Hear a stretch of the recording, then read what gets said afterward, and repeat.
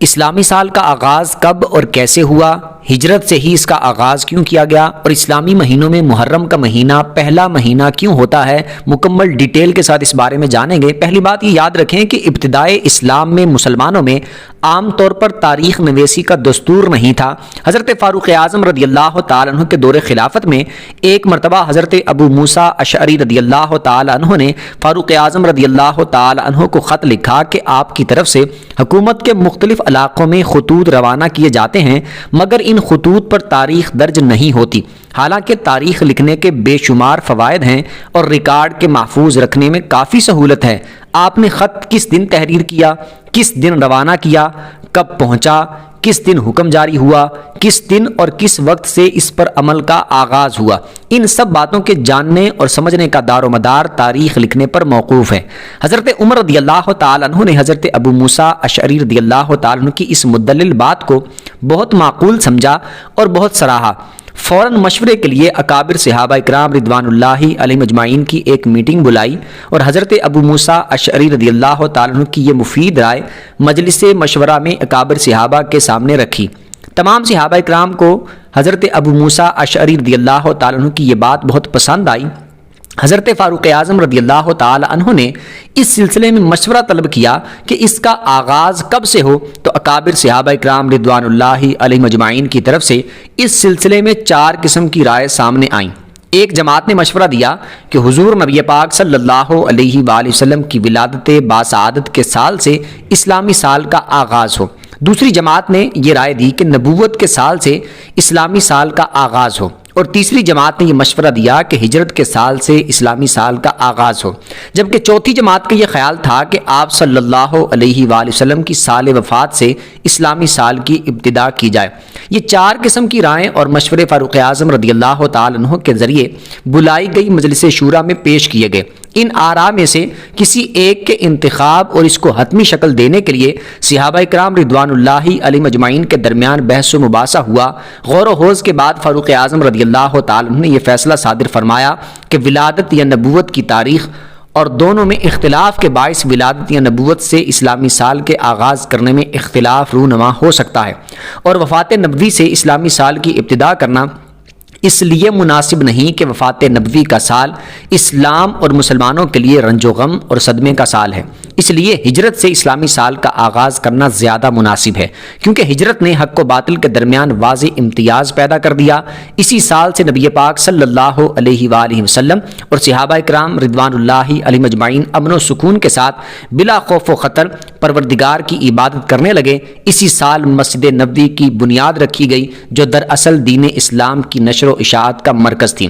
حضرت عمر رضی اللہ تعالیٰ عنہ کے بیان کردہ ان دلائل اور وجوہ کی بنا پر تمام صحابہ اکرام رضوان اللہ علیہم اجمعین کا اس بات پر اتفاق ہو گیا کہ اسلامی سال کی ابتدا ہجرت کے سال سے ہی کی جائے۔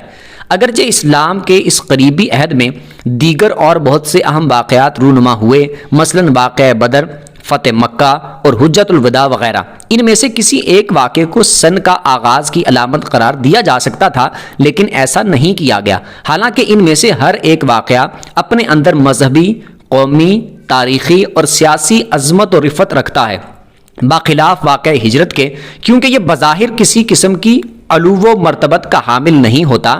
اس سے داعی اسلام اور اہل اسلام کی غربت و مظلومیت، بے بسی و بے کسی اور بے سر و سامانی کی یاد تازہ ہوتی ہے۔ اس سے اسلام کی کمزوری کا حال معلوم ہوتا ہے، مگر حضرت عمر رضی اللہ تعالی عنہ اور صحابہ کرام رضوان اللہ علیہم اجمعین کی مجلس شورا نے ان تمام چیزوں کو نظر انداز کر کے بالکل انوکھی اور تمام دنیا سے نرالی راہ اختیار کی۔ یہ اعتراض و اشکال کسی سطحی نظر رکھنے والے کے لیے اہم ہو سکتا ہے، جس کی نگاہ ظاہری شان و شوکت پر ہوتی ہے، تاہم عمیق اور گہری نظر رکھنے والا اس بات کے اقرار اور اعتراف پر مجبور ہوگا کہ یہ حسن انتخاب بڑی حکمت اور مصلحت سے معمور ہے، کیونکہ صحابہ کرام رضوان اللہ علیہم اجمعین کی دور اندیشی اور ان کی عقلیں آسمان کی بلندیوں تک پرواز کرتی تھی۔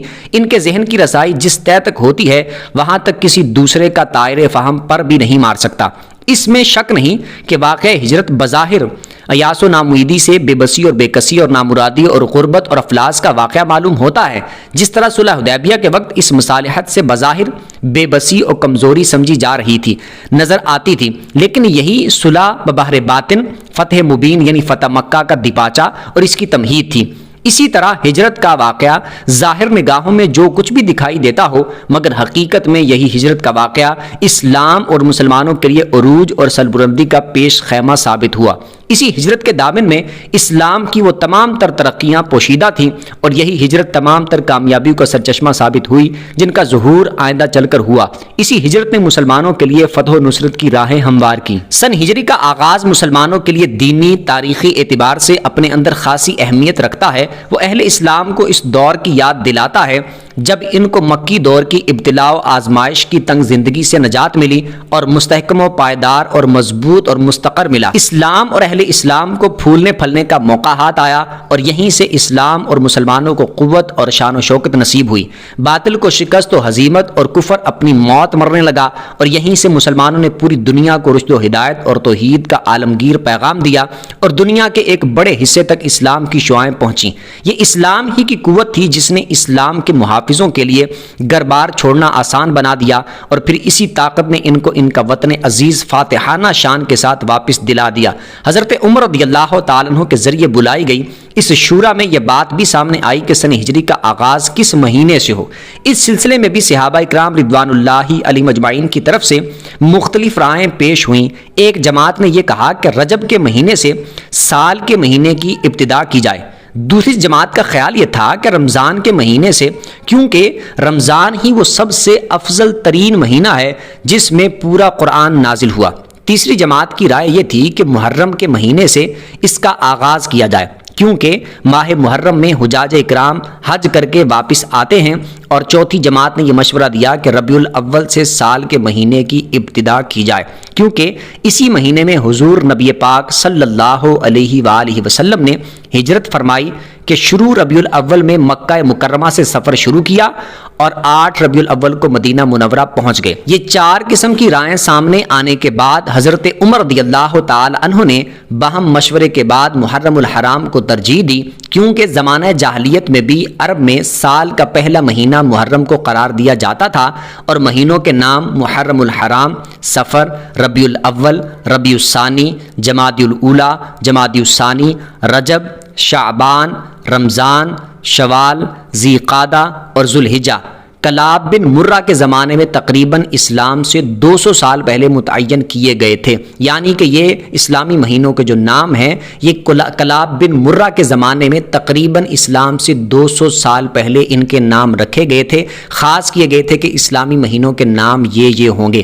اس لیے صحابہ اکرام نے جب ہجرت کے سال سے سن کی ابتدا کی تو سن کے مہینے کے لیے محرم الحرام کے مہینے کا انتخاب کیا، تاکہ نظام سابقہ بھی اپنی اصلی حالت پر باقی رہے اور نظام میں کوئی گڑبڑی نہ ہو۔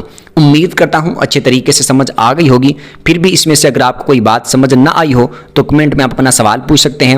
ویڈیو جس کو اچھی لگی ہو ویڈیو کو لائک کر دیں، چینل کو سبسکرائب کر دیں، بیل آئیکن پر پریس کر دیں تاکہ جو بھی دینی مسائل پر ویڈیو اپلوڈ ہو اس کا نوٹیفیکیشن آپ کو مل جایا کرے۔